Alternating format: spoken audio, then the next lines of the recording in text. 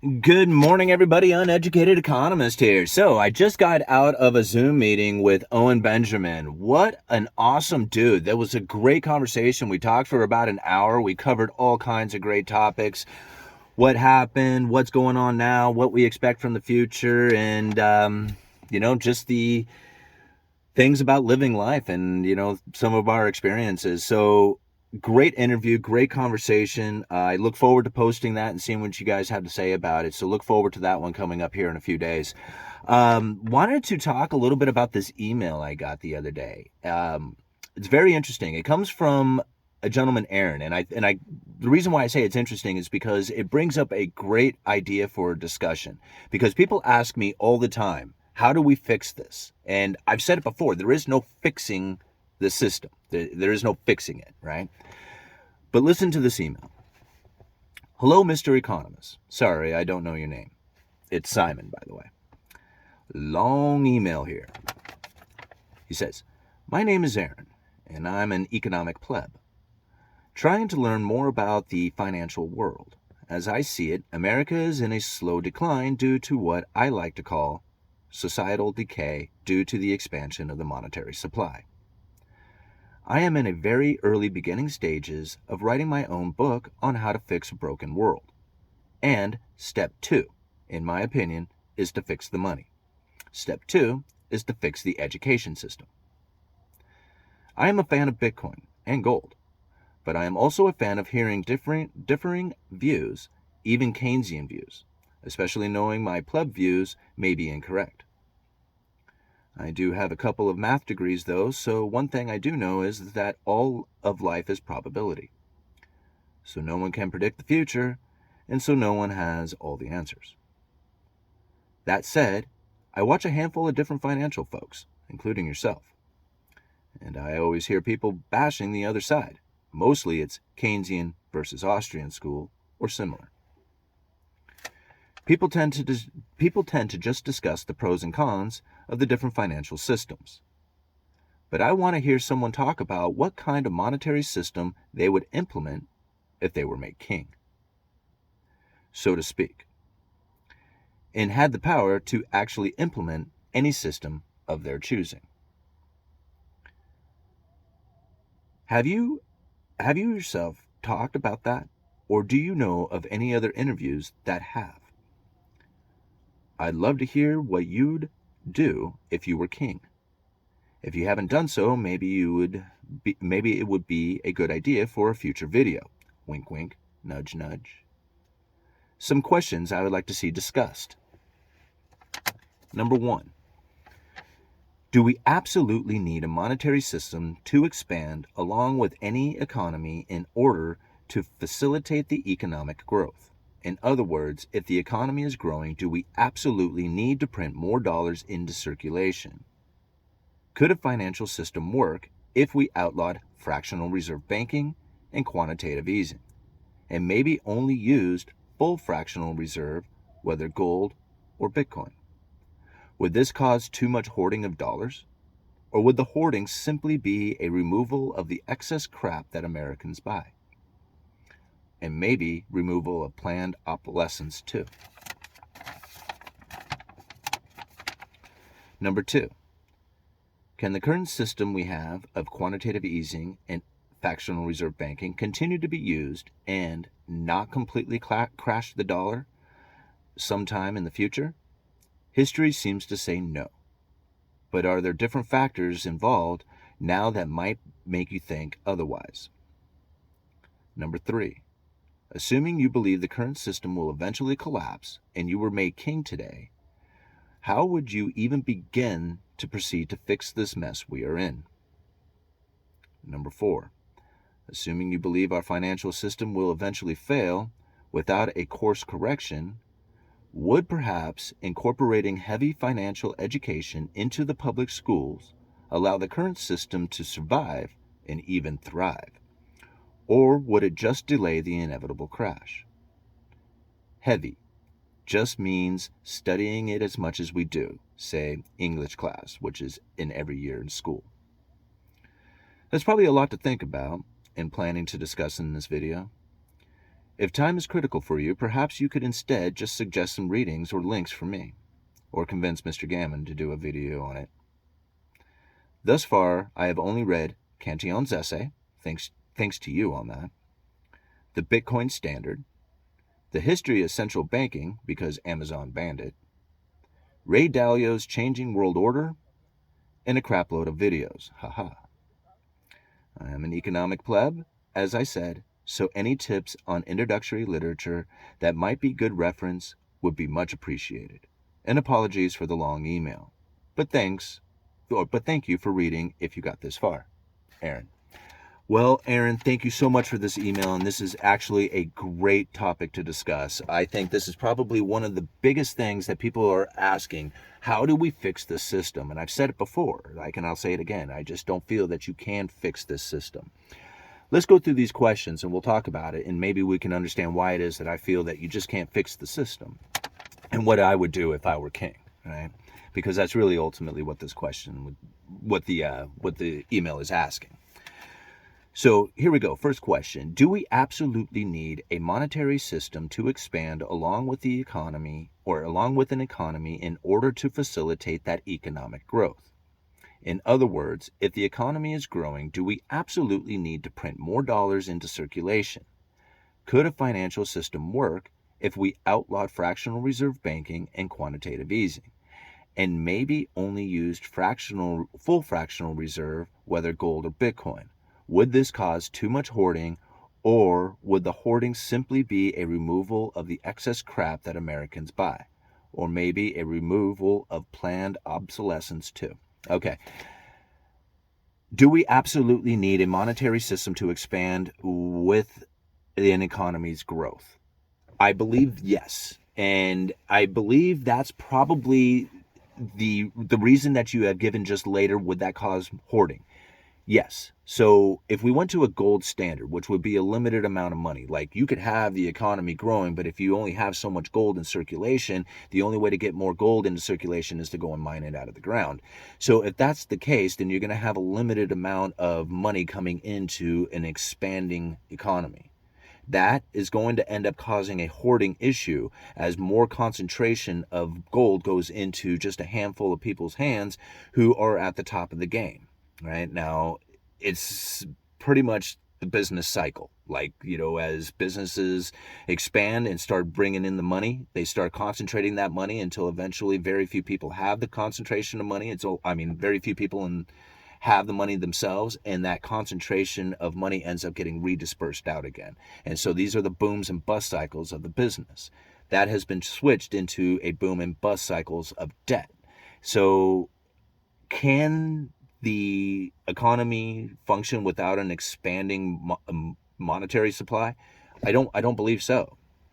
So you either have to add more gold, or you have to add more debt to the system so that people have something to use as the economy expands. And that's really where the Federal Reserve was meant to participate in the economy, by adding currency when the economy was heating up, and then pull that currency back out as the economy was shrinking. And they would keep a elastic money supply to be a constant stable. Like they were going to try and keep these prices stable during these booms and bust cycles. So I don't really feel that there could be a way that you could have a steady economy that doesn't have booms and bust cycles to it, whether it's from debt or from the concentration of gold into a handful of people's hands, like during the gold standard, in a business cycle. So either way, you're going to have a boom and bust cycle that happens. It's just part of the economy. And I just don't feel that there's a way that you can avoid that. Let's see here. Can the current system we have of quantitative easing and fractional reserve banking continue to be used and not completely crash the dollar sometime in the future? History seems to say no, but are there different factors involved now that might make you think otherwise? Yes, and yeah, I do agree that the current system we have with the quantitative easing, the fractional reserve banking, was to continue to be used. It will completely crash the system. Yes, I believe that. However, history does say this, right? But there are different factors. So I do agree with this. And he says there are different factors involved now that might make you think otherwise. And that is the digital currencies. So already, if you go and you look at like some of the statements from the Bureau of International Settlements or the IMF, they have talked about going into negative interest rates. And the main reason that they want to go into negative interest rates, or they didn't say this straight up, but I would feel that the main reason that they need to go into negative interest rates is because in order for the banking system to stimulate the economy, they have to drop interest rates and get people to borrow money to buy houses and cars and go on vacation. Now, the Federal Reserve has been able to get their Fed funds rate up to what would be a significant amount. Like that 5% is what the Fed would typically want to drop during a recession. So they pretty much got their ammo back on it. But after that, I don't know what it is that they plan on doing in order to get the interest rates back up to that 5% if they don't have an inflation battle that they're trying to fight. So the next one after this, like what the Federal Reserve is going to do to lift their Fed funds rate after they drop them to combat the next recession, I don't know what it is they're going to do. So they're most likely going to have to end up going into negative interest rates, which means that they need the central bank digital currency and to get cash out of the system. So the way it sits right now, no, the system will crash if they do not have a central bank digital currency and take interest rates into negative territory.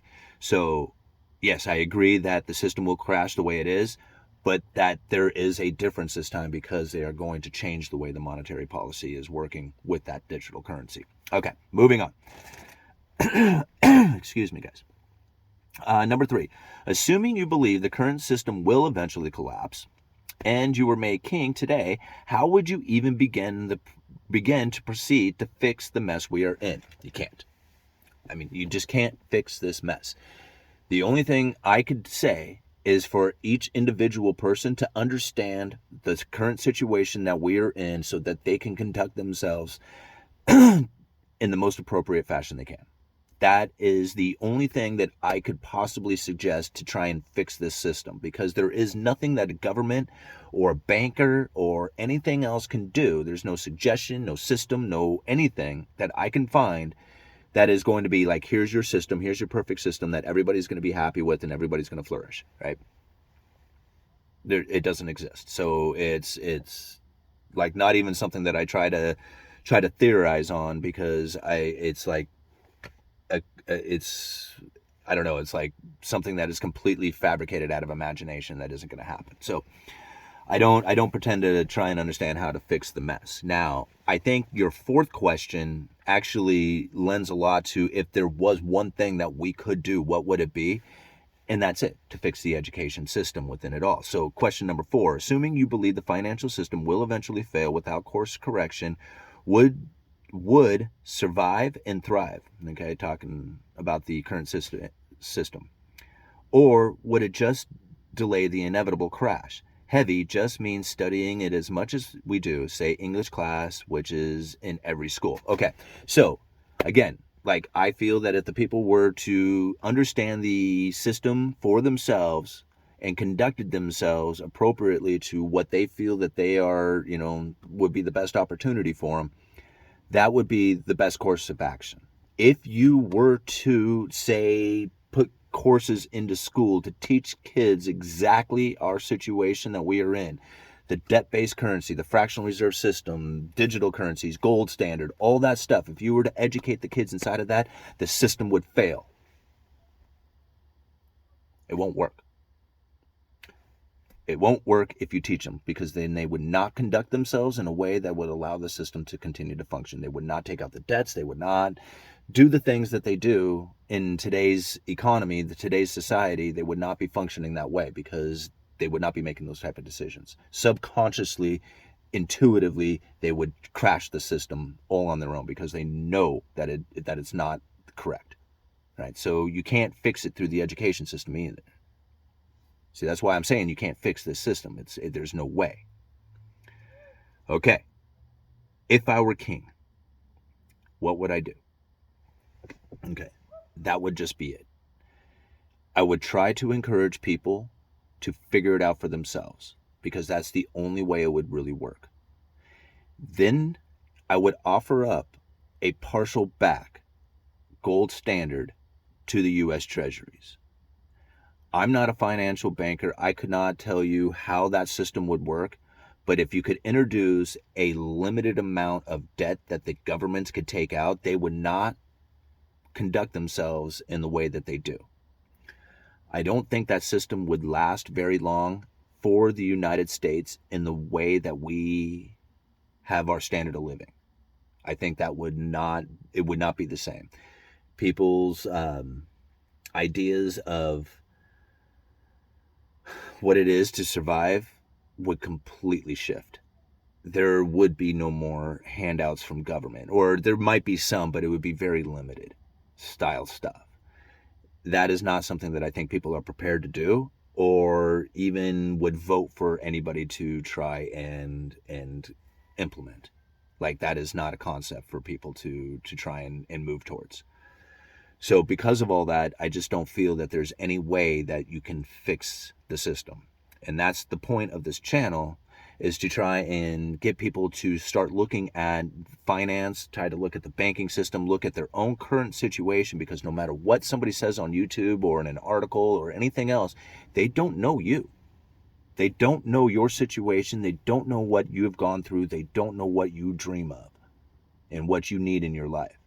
So this is the reason why you have to figure this stuff out for yourself. And it doesn't matter if you believe the person that is giving you this information. It's not for you to believe them. It's for you to believe the information that you have. You go and you look and see what they've studied. And if it's, legitimate, if it's a credible source, right? You take in all that information with a grain of salt, you collect it all, and then you can come up with your own ideas of what it is that's happening here. You theorize it for yourself. That's what I'm doing. That's what I'm trying to do. That's one of the reasons why I kind of stopped listening to a lot of other YouTubers out there, not because they don't have awesome information. All these guys have incredibly good information. And I'm not trying to deny that. I'm not saying that at all. I don't listen to it because I'm trying to come up with my own theories, my own idea of what's happening here in the economy. And that's where the major difference that would take place within everything out there is if people kind of took that attitude towards it. It's okay to listen to other people, but to believe other people straight up, every word that they say, I think is very dangerous, right? You need to figure this stuff out for yourself and understand it for yourself. And then when those people talk, you can either say, yeah, I believe that, or I don't believe that, or that seems interesting, I'll keep that in mind, right? This is the way you learn for yourself. I haven't read a whole lot. I read Cantillon's essay on economic theory, and I read The Creature from Jekyll Island. Those are the only two books that I have ever read on economics. Now, there is a lot of books that I would really love to read. The Wealth of Nations is like something on the top of my list. It's 900 pages long. That's like all the books I've ever read in my life combined don't add up to 900 pages. Like, that's seriously like how many books I've read in my life. So I couldn't suggest anything to read except for those two books, because they're the ones that I've read, and you already read Cantillon's essay. And the other one would be, if there was a book, The Creature from Jekyll Island, and then The Wealth of Nations. So those are the only three, because The Wealth of Nations is the next book that I'm going to try and tackle. So it would be nice if, if other people have read it too. So from what I understand, somebody was telling me that out of all the economists out there surveyed, just 12% have ever read The Wealth of Nations. So you think about it, if you read The Wealth of Nations, you're going to have information that practically 90% of the economists out there don't have. That's something to think about, right? 90%. Anyway, and the speeches, the Fed speeches are by far where I got most of the information that I have learned about the economy.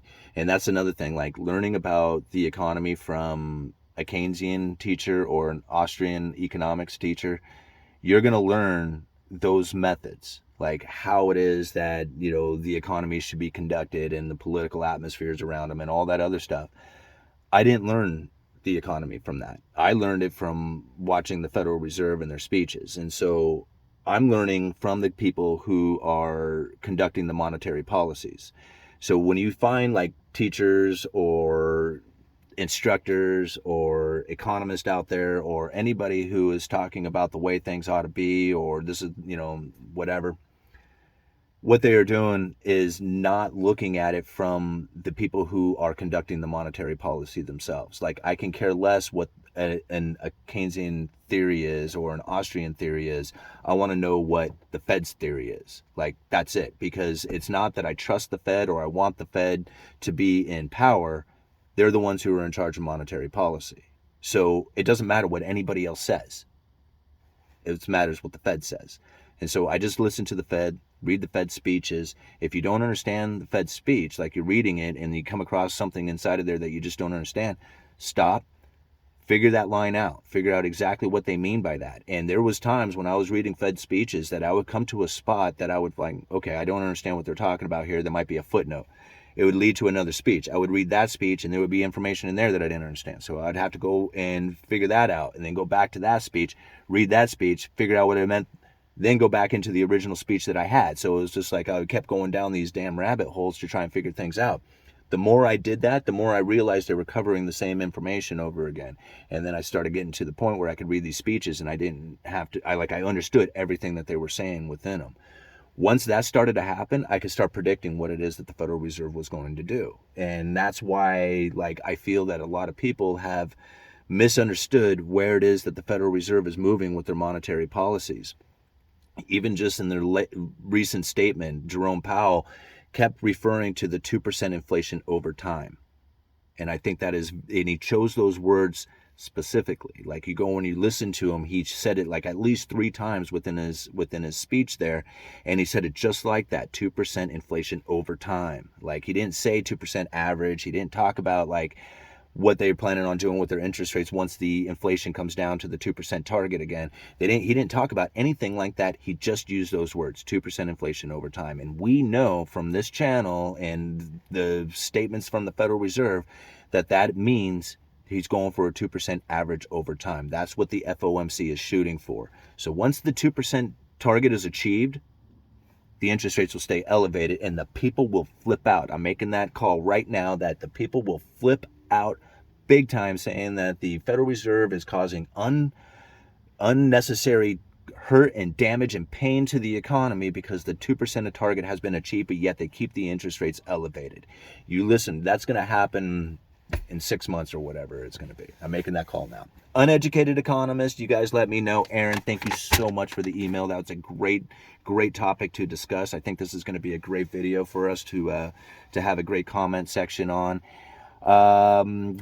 Check out Owen Benjamin's interview later on in the week, and you can always catch all these videos on podcast as well. If you would rather listen to the podcast as opposed to watching them here on YouTube, you guys let me know as the podcast. You can find a link for it down in the description. Uneducated Economist, you guys let me know.